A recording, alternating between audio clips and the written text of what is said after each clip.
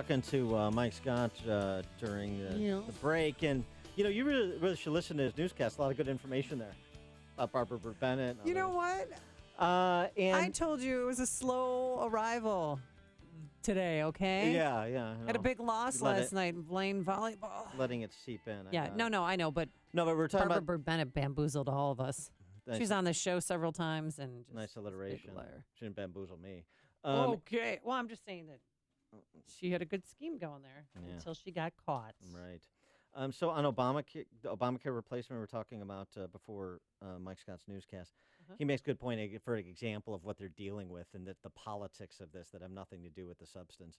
So one example of the phase 2, the Tom Price rolling back Obamacare regulations promulgated by HHS. One example Mike Scott was recalling for me is that under Obamacare, if you have a state health insurance agency clear an insurer to participate in the market, that had to be a federal approval as well. Couldn't just be a state approval. Price wants to let the state agencies make those decisions, but some Republican legislators don't want Price to get the credit for it. They want to get the credit for getting the federal government out of the way at the state and local level, devolving power away from the central government to their state governments, and they want the credit for that. So that's an example of some of the sticking points.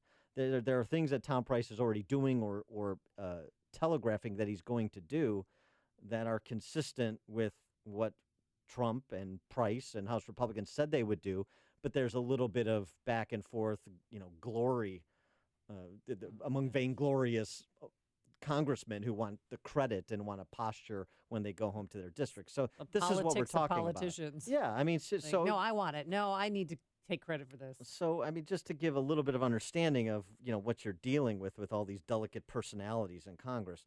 All right, speaking of delicate personalities to the extent they have personalities, let's talk about undergrads at Berkeley and what has happened to as Bill Maher, of all people, said, the birthplace of the free speech movement on campus is now the cradle, literally, of free speech, protecting people from free speech.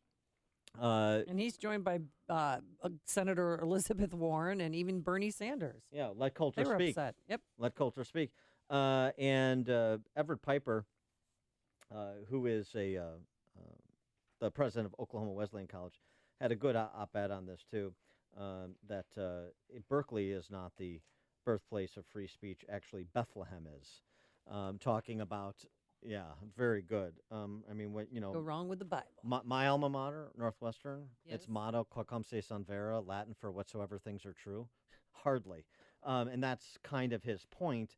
The answer to riots and rebellion that Berkeley and many other college campuses are facing is not found in the tyranny of false tolerance or the ideological safety of trigger warnings. It isn't found in more restrictions and more legalism. It's found in the pursuit of truth and its desired behavioral outcome, the practice and virtue of love, which was the animating idea behind the university, behind the liberal arts education that universities offer at the outset of higher education.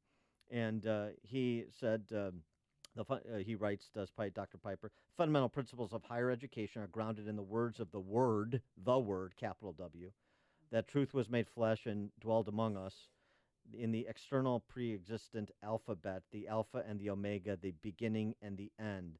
The goal of the university, whether it be Berkeley or Baylor, Oklahoma State, or Oklahoma Wesleyan, should be what is factual and not the newest fluid fad. And that's a compelling argument. It's not one winning the day on college campuses. And for more of a global perspective on this, we're joined again by our friend Peter Wood, who is the president of the National Association of Scholars, which is an organization that represents at least a segment, not the majority, I'm afraid, but a segment of the professorate. Peter Wood, thanks so much for joining us again. Appreciate it. Oh, you're welcome. Good to talk to you again, Dan and Amy. And so what was your reaction, other than unsurprised, your reaction to the Berkeley contretemps over Coulter over the last couple of weeks as one of these stories that kind of broke through and became a national story in the way that a lot of totalitarianism on campus does not? Right. Well, I welcome the fact that it became so high profile, and I think that it did two things in becoming high profile. One was that it exposed the hypocrisy of the administrators at the University of California, Berkeley, who keep professing their deep love of free speech and academic freedom, but then do everything possible to get in the way of having a conservative speaker on campus. And it pretty much had been called out on that. The American public can see the hypocrisy. The second thing that it did was force into the open this more contentious divide between older liberals and the young progressives. I was in an event last night here in New York City, heavily populated by liberals. We talked about Berkeley. Every single person there was in favor of letting Ann Coulter speak, but every single person there was over age 50. To take the students on campus, they're much more divided about this. There are the conservative students, but a large number of the undergraduates at Berkeley see nothing wrong and everything right about shutting down speech that they disagree with. They classify it as hate speech. They pretend that it's dangerous to let words be spoken that they don't like, and they are winning the day at Berkeley and at many other places.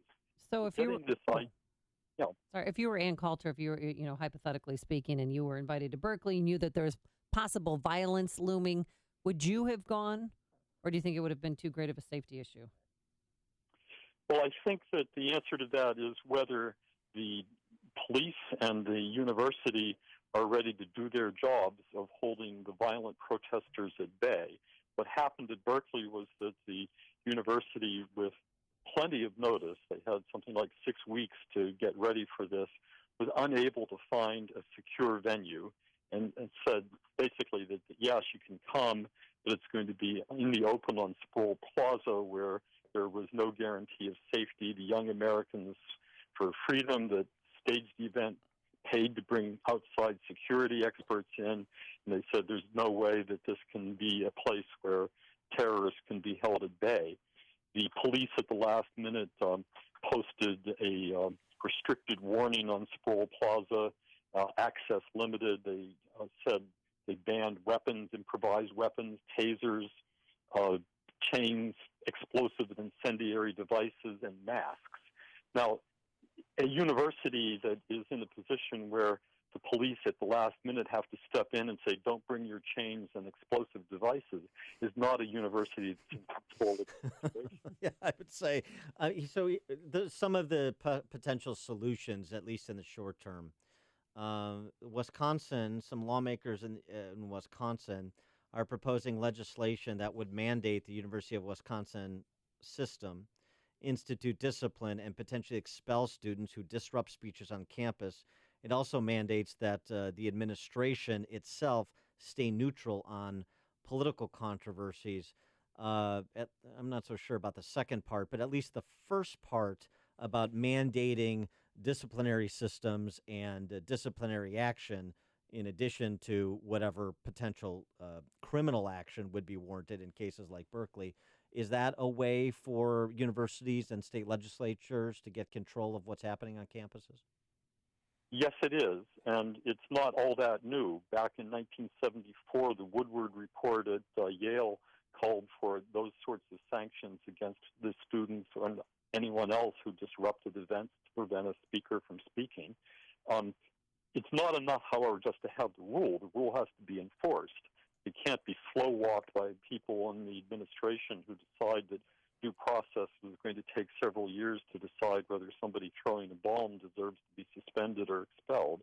And that's what we are basically facing now. The administrators wear their sympathy for the protesters on their sleeves, and they go out and take whatever rules there are and subvert them by inaction. So I favor the rule, but I also favor having administrators in place who are going to take the rule seriously.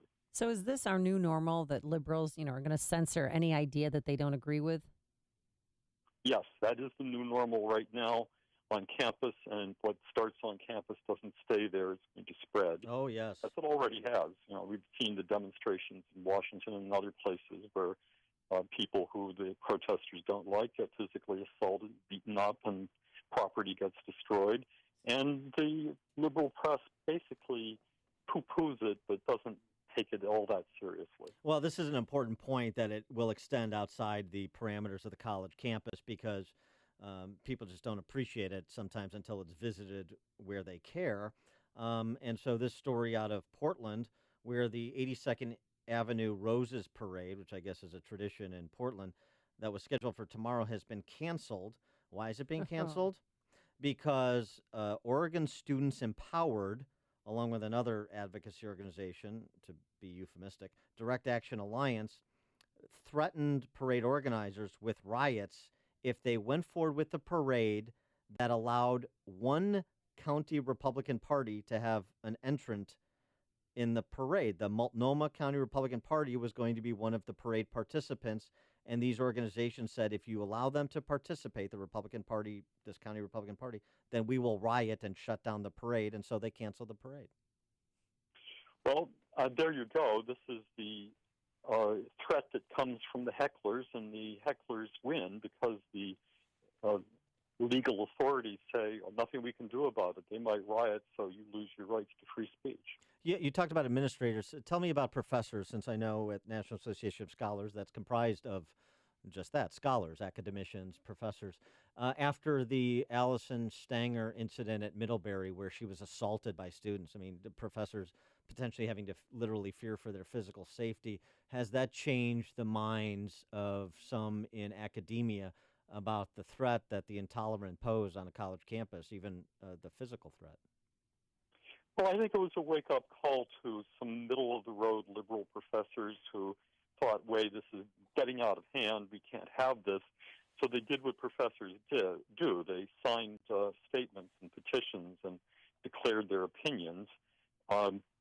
I don't think that goes nearly far enough. As I said before, having an opinion is one thing. Being willing to act on it is another. Middlebury is another instance of that slow-walking administration. They knew from the get-go, because it was all on video, who the protesters were and which ones were breaking the law by preventing Murray from speaking. But it's only until yesterday that there was any sign at all that the administration was going to take action. Why yesterday? Well, because the semester is over. So the non-response brushed aside. So thanks for that, Peter Wood. That's a good point. Is they're to show their fear of their own students, the adults in charge. It's incredible. Peter Wood, he's the president of the National Association of Scholars. Peter, thanks as always for joining us. Appreciate it.